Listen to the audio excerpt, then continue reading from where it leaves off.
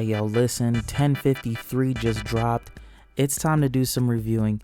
What's going on, guys? It's your boy Kenny Sprite. We got a lot to talk about with this chapter of One Piece. Things are going crazy.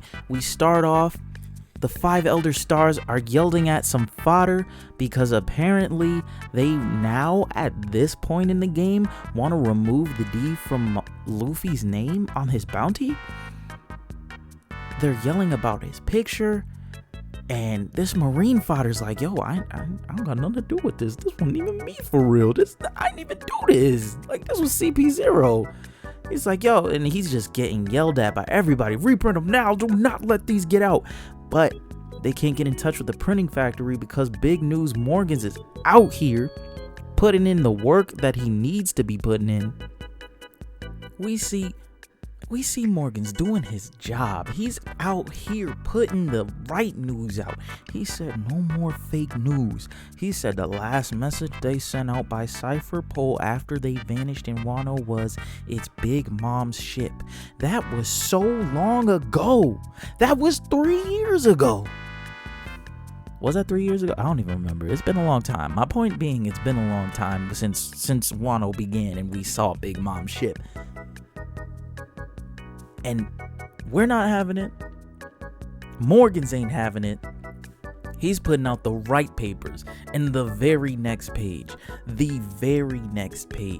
we see the bounties, the updated bounties of our heads, our head captains in this war. We see Trafalgar Law. We see Monkey D. Luffy and Eustace Captain Kidd out here, man. All three of them. 3 billion each.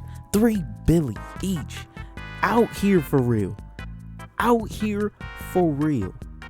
Everybody's going crazy about it. Now, we'll talk about the bounties a little bit. Real quick. Does everybody deserve to be on the same level? I don't know. Is everybody's bounty looking fire? The new picture? I know Luffy's is. I know Kidd's is. Laws is alright. Laws is okay. Laws is okay. I wouldn't say it's fire status. I say it's okay. You know what I'm saying? But I feel like this is, I can sit well. Whether it be deserved or not, I feel like I can sit well knowing that everybody is equal in terms of bounty price. Not in terms of strength, but in terms of bounty price. Because, when you look in and have like a big retrospective about all this, it was really Law that planned for most of this to go down in the first place. This was all of his idea. Kid was really just here for the long run. That is what it is, man. Like I said, I ain't mad at it. I know some people are. It is what it is. Ain't no reason to be mad. We gonna move on though. Kid immediately runs off to try to fight Luffy. Everybody's out partying. Jinbei's by himself, eating at a feast that took 2 hours to prepare. Nobody could wait, so they went out into the streets. Everybody's still having festivities. Life is good right now. And then we finally see Robin. We were looking for her last chapter. She's beneath the castle. There's a poneglyph. There's Kokeshi dolls. And Tenguyama comes out of nowhere. He goes, hey, that's my collection. And she goes, what you mean by that? What do you mean by that? And he takes off his mask. And he goes, my name is Kozuki Sukiyaki, the father of Kozuki Oden. And I ain't gonna lie, I don't know who came up with it first, but I was in one of Sensei's streams, and we were literally talking about this. Him possibly being the father of Oden. And whoever theorized it, I don't know who it was, but props to you. Like, you got it right. You got it right. Now, that means Robin is not the only one anymore. Robin is not the only one that can read the poneglyph. This man reads and writes. He knows what it is. So I think that spells a lot of good things for Momonosuke, spells a lot of good things for Tama as well if she chooses to stay, because then I feel like Kozuki Sukiyaki teaches Momo and Tama, and possibly Hiyori as well. And we see him, he's all gloomy. He's like, yeah, I'm their father. I didn't tell anybody because, like, you know, I'm so ashamed of myself. You know, I should have been there for Oden, but he passed away. I was locked up and all this and that. And Robin is just like, yo, I listen, I don't even care about anything you saying right now. I want to know where Pluton is, because that's what Alabasta said. Alabasta said it was here. So I need to know where it is. I know you know that it's here. He's like, yeah, it's here. And then we immediately leave off of that. How we immediately leave off of that, I don't know. I'm not mad at it though. I'm not at all mad at it because in the next 2 seconds, we see everybody at the former excavation camp getting obliterated. Everybody that was part of Kaido's crew was chilling in there. Blasted, blown back, vines are poking through their bodies. What is going on? King is hurt. Queen is looking super, super thin. And then we see, what? Oh my goodness. I'm looking at it again, and just looking at it looks insane because the vines are literally everywhere. All at once, we see flowers in certain areas, branches straight up, like what's the word I'm thinking of? Penetrating through their bodies, and the blood is just on the edge of the branch. It's so gruesome. King is struggling, Queen is hurting, and the one stomping on all of them is Green Bull. And we finally see his face, and he looks nothing like his silhouette for some reason, but I'm here with it still. He looks like what my cat doing? Yo, chill. What the cat doing? Like I was saying, this man is stomping on everybody. His fingers are turning into branches. He's saying he's drinking booze with his branches. How does that even work? Oh my goodness. He's saying, yo, I can't let little scumbags like you get the best of me. You think a bunch of commanders is just gonna do me in? Nah, bruh. Y'all all getting put in the dirt. He gets a phone call. He's like, I don't even know if the person that called him got his point across. Because all of a sudden, he's just like, yo, send me a ship and don't even tell Sakazuki, all right? I'm out. Click. He's like, wait, what? What are you doing? What? And so now we see him hang up the phone, and he's all like, dang, man. Sakazuki, man, I love that guy's attitude. Cut no corners, man. I want to hear him say you did good when I bring him that kid's head. And you see him looking at Luffy's new bounty. And first off, hold on. Can we go back on the topic of Luffy's bounty? Because how did CP0 manage to get that picture? Like, I get it, right? I get it. He has Geppo. But he really gonna stick around and take the photo? That's crazy. Because when he was running away, he looked like he was in a panic. So I didn't think he had any time to take any pictures. But that's neither here nor there. We move on. We go forward. We see everybody partying. Momo is looking around, thinking about I keep trying to say Yamamoto. Yamato telling him not to tell anybody about them, because she doesn't want to be, or he doesn't want to be looked at like a hero. They really like are like another Luffy. Like, they seem to have the exact same views, and it really shows here in just one panel. That it was such a great panel to look back on, just to see their views, and I really hope they do get accepted into the Straw Hats. But moving on, we see Kid coming in, yelling at Straw Hat.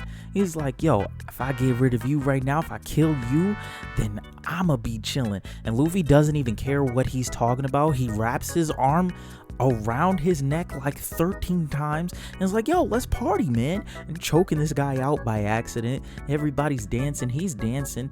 Kid is out here like, yo, oh my gosh, I can't breathe. Everybody's looking at fireworks. It's dope. It's dope. Kid is like, yo, let go of me. Just look at this. I came here to kill you.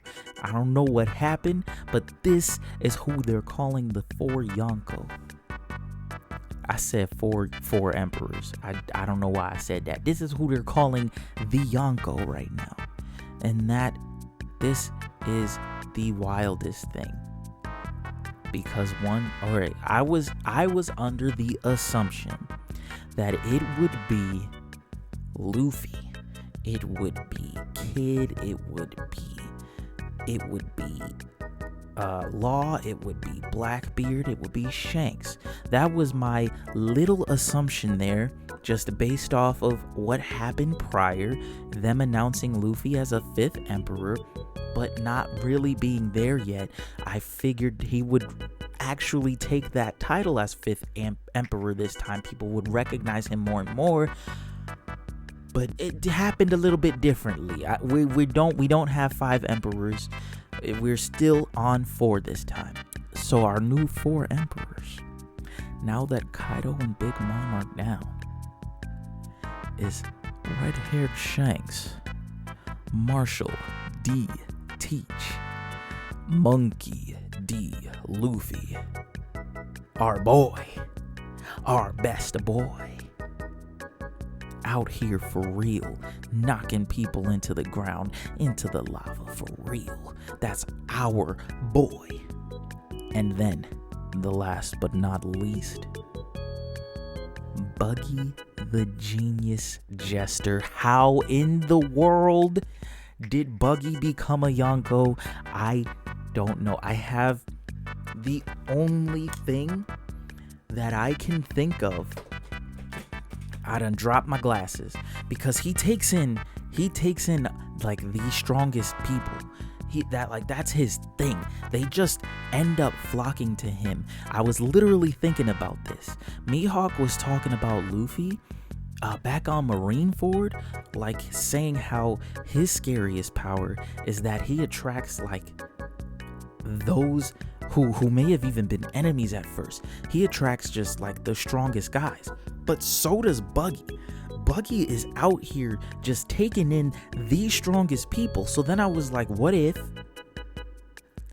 he's taking in the previous Shichibukai, because the warlord system is down.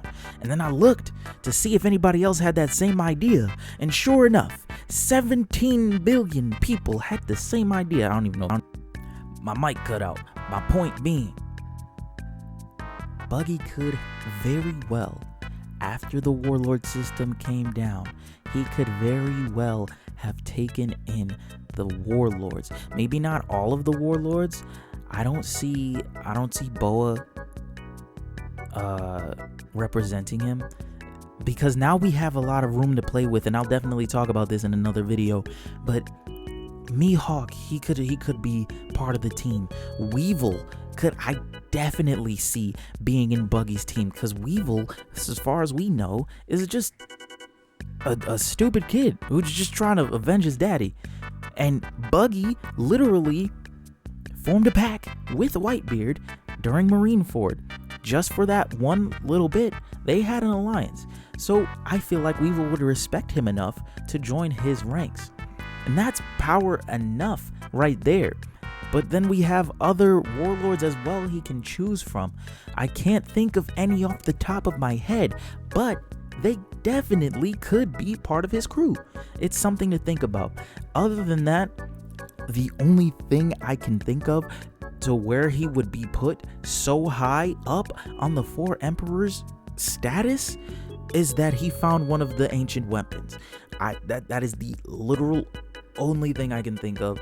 He found an ancient weapon, and that's his new Buggy Bomb.